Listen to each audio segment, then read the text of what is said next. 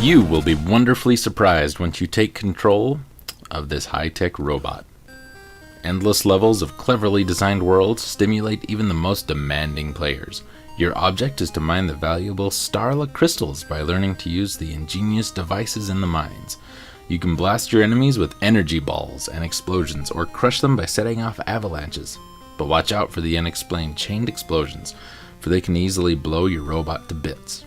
After meeting the quota of crystals, another whole new world awaits your challenge.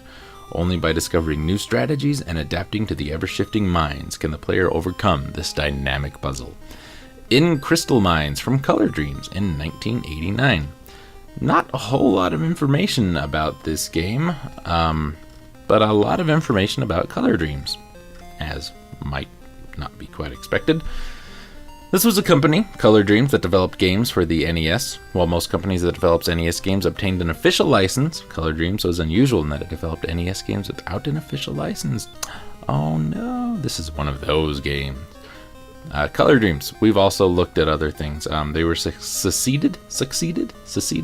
Their successor, I guess you could say, was Wisdom Tree. It was founded in 1988 and went defunct in 1991. So Color Dreams basically had to bypass the 10NES lockout chip. The company successfully bypassed the chip and developed a game named Baby Boomer and released it in 1989. Several other titles followed in 89 and 90, including Captain Comic, Crystal Mines, which is this one, and Robo Demons, which is bizarre. As a result of its reputation for releasing poor games, Color Dreams formed the label Bunch Games. We've looked at a Bunch game, and it was worse than anything Color Dreams ever did, by the way. Bunch Games was meant to be a label that Color Dreams could use to release lower quality games so that its reputation would not be damaged further. And oh boy. Remember Tag and Dragon?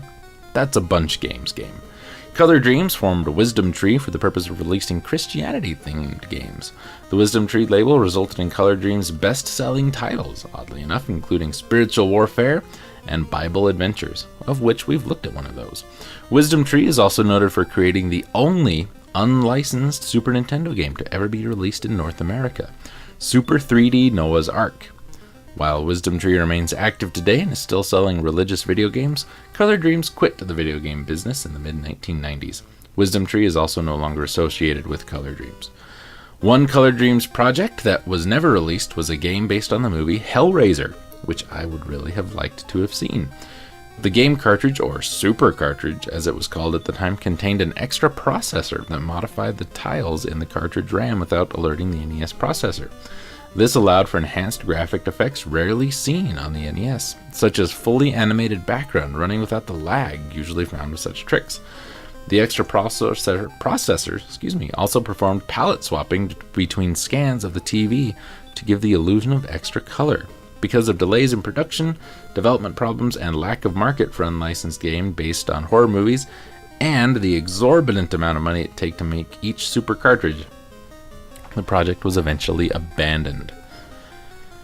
So, Color Dreams made Baby Boomer, The Adventures of Captain Comic, Crystal Mines, Master Chu and the Drunkard Who, Metal Fighter, Raid 2020, which we played that was pretty bad, Challenge of the Dragon, King Neptune's Adventure, Menace Beach, the Paradicus Conflict, which, if I remember right, I played that and it wasn't too bad, Pest Terminator, the Western Exterminator, Robo Demons, Silent Assault, Operation Secret Storm, Secret Scout in the Temple of Demise, and Crystal Mines 2, which was only available for the Lynx. Freefall was also a prototype. Bunch Games brought us Castle of Deceit, Galactic Crusader, Mission Cobra, Moon Ranger, and Tag and Dragon. And Wisdom Tree brought us Bible Adventures, Exodus, King of Kings, the early years, which sounds like a sitcom to me, Joshua and the Battle of Jericho, Spiritual Warfare, Bible Buffet, Sunday Fun Day, and Super 3D Noah's Ark. Now, about Crystal Mines, it's your pretty standard little puzzle game where you have to navigate through the mine, avoiding monsters and falling boulders and stuff, and pick up crystals and all that. But you know what? It's actually a lot of fun to play. The music's pretty good, Graphically, it's nothing amazing or special, but you can tell what's good for you, you can tell what's bad for you. Controls take a little bit of getting used to because you don't move quite like you would expect to. Weapons are kind of so-so, but oddly enough, this one is a pretty fun game.